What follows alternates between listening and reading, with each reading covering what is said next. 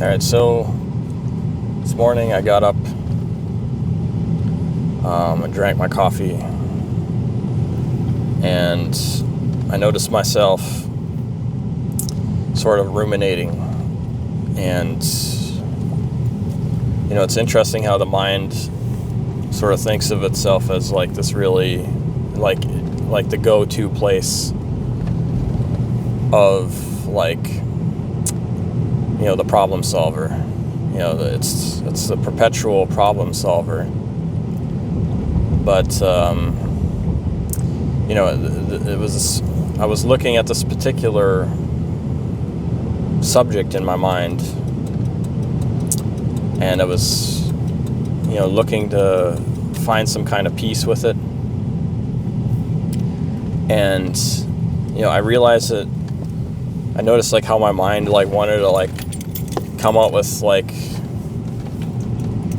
solutions that were it wasn't solutions. It was trying to come up with conclusions that were disguised as solutions.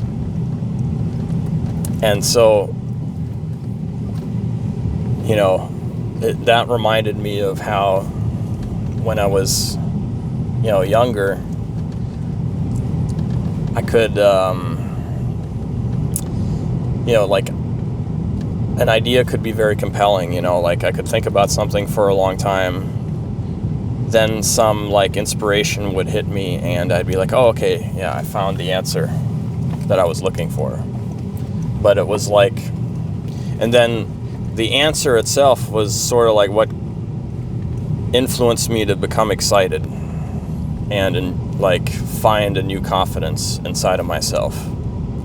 But it wasn't so much, when I was looking at this, what I was doing, ruminating, trying to find some kind of answer, I knew that the answer that I was looking for had nothing to do with any sort of solution that my mind could come up with.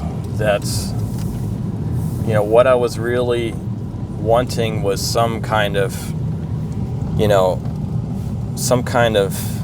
feeling of feeling okay with myself, feeling happy, like I could go back to viewing myself in some kind of pleasant, positive light that made me feel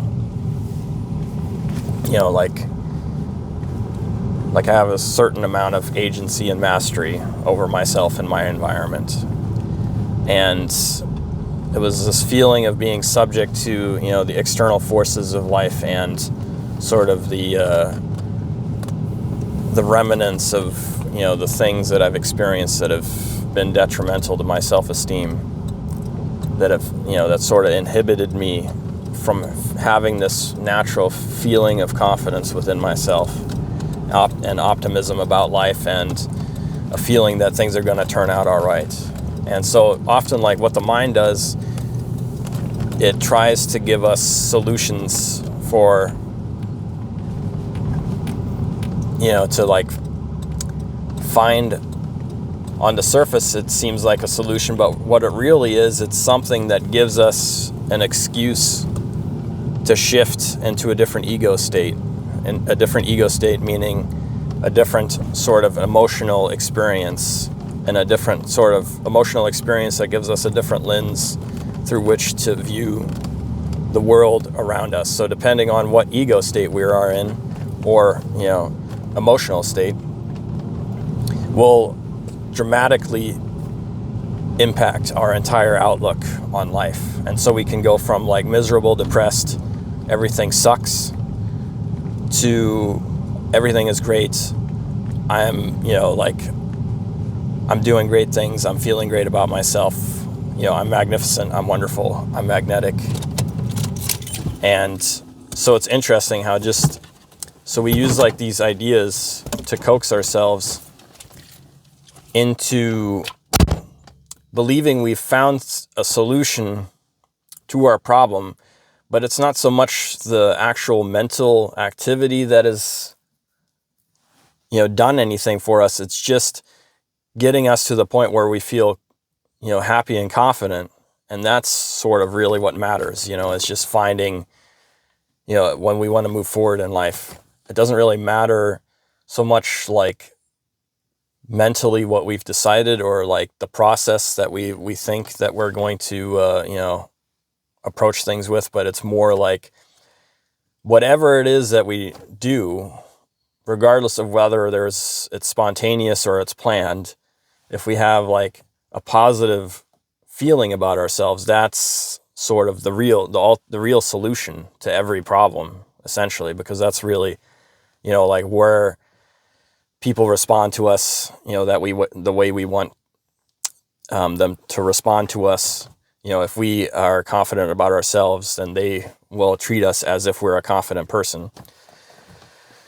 And, and then it's also just kind of like how we treat ourselves is largely determined by like how confident do we feel about ourselves. And so like our own image and the types of thoughts we have is often generated by, the feeling that we have and the feeling that we're able to allow to exist within ourselves. And so, what I realized when ruminating, that I didn't really find any like happy solutions that could get me excited. It's sort of like I'm not as gullible as I was, which is, when I was a child, or when I was younger, because I could like think about something and then I would come up with an idea and then I'd be like, oh yeah, this will work. I'm going to try this.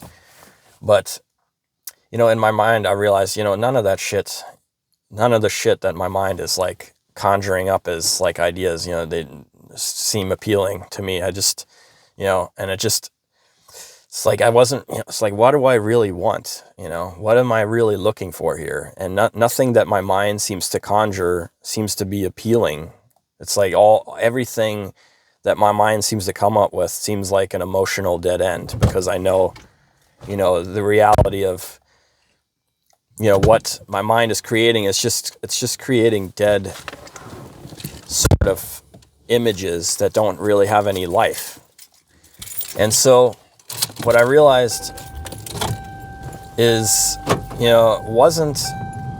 my mind wasn't so much coming up with solutions. It was actually coming up with problems, impossible problems to overcome. And so it's like the mind has been trained. It's both it's sort of like it's like a double agent, On the one hand, it offers solutions to problems, but it creates the problems that you need solutions for. So, the mind sort of tricks you into thinking that you need it, but what you really need to do, perhaps, is to discard the mind and pay attention to whatever it is that your mind is trying to distract you from, which is some kind of internal experience that is creating some kind of association with some kind of discomfort. And, that discomfort is creating an entire narrative, which makes us, it has this immense power to shift our emotional state. And so, what I found was, by going back to the experience that was the real thing, not so much the story that my mind was creating, but the real feeling inside of myself that was there for whatever reason was. And in that feeling of discomfort, I was finally able to find some enthusiasm for, life. And so it's because I was like able to be the person who was coming to my aid in my time of need, the way that I wished people had been there for me when I was, in my younger years, where had felt hopeless and alone and isolated, and, hoped that somehow this world would be kind enough to produce human beings that would be able to help me in my darker moments. I realized what I wanted was somebody's kindness and attendance and non-judgmental love to be present in my life somehow.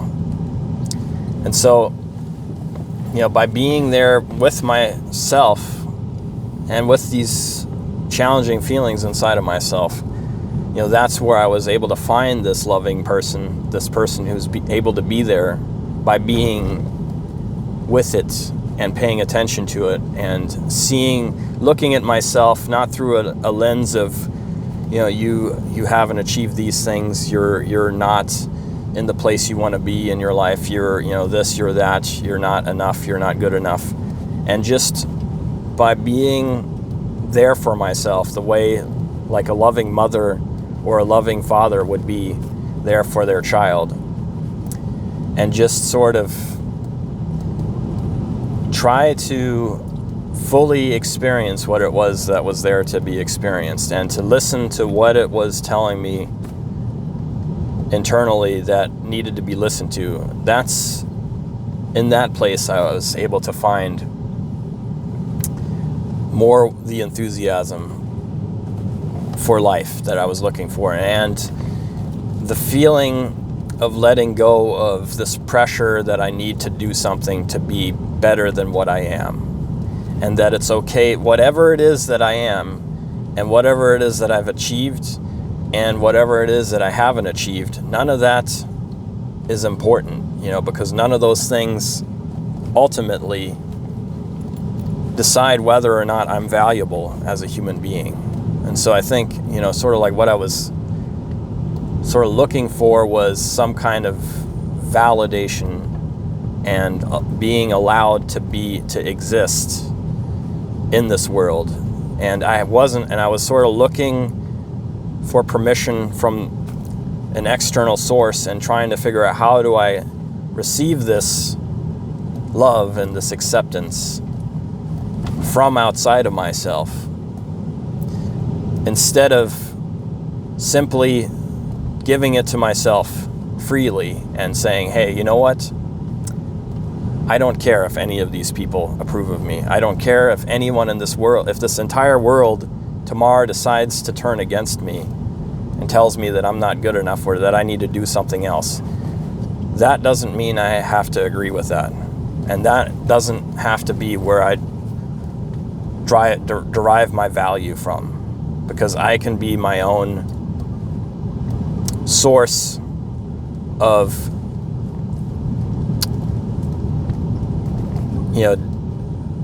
saying that I am here, I exist, I find myself lovable, enjoyable to be with, beautiful, and I appreciate that this being exists, and I love it regardless of whatever decisions have been made about it. And so, in that, I was able to find some peace that regardless of, where the minds of, regardless of what my own mind tells me or what the minds of anyone else tells me, I am here for a reason, I'm here and I exist, and there's a beauty in that, there's a beauty in that, and there's no requirement on that, there's nothing that I need to do in order to prove to anyone else that I'm worth it, or that that I need to somehow be something other than what I am in order to be the best version of myself, because the best version of myself is already here, because it's not just that it's good enough as what it is, but that it's actually magnificent as what it is. And I don't, have to strive towards some external sense of value to achieve something, when trying to achieve that only makes me uglier, because it takes me further away from what I really am and what is actually there that is beautiful inside of me. And so, I just wanted to share that experience. I think it's, more, I think more people need to, let go of what it is that the external world tells us, we should feel about ourselves, and look more look more internally to the self that is, it's like you're here because God wants you to be here. You're here because you are magnificent in exactly the way that you are. And you don't have to do a whole lot to prove anything beyond, what it is that you want to experience in this life. It's all about what it is, doing things motivated from the heart, and, a feeling of love. And when we find that sort of love more inside of ourselves, then we're able to give more what is actually there to be given, and we can see more, we can sort of see who's going to be more receptive to, what that real thing is inside of us that is valuable to, share with ourselves and with the rest of humanity. Anyhow, have a good one.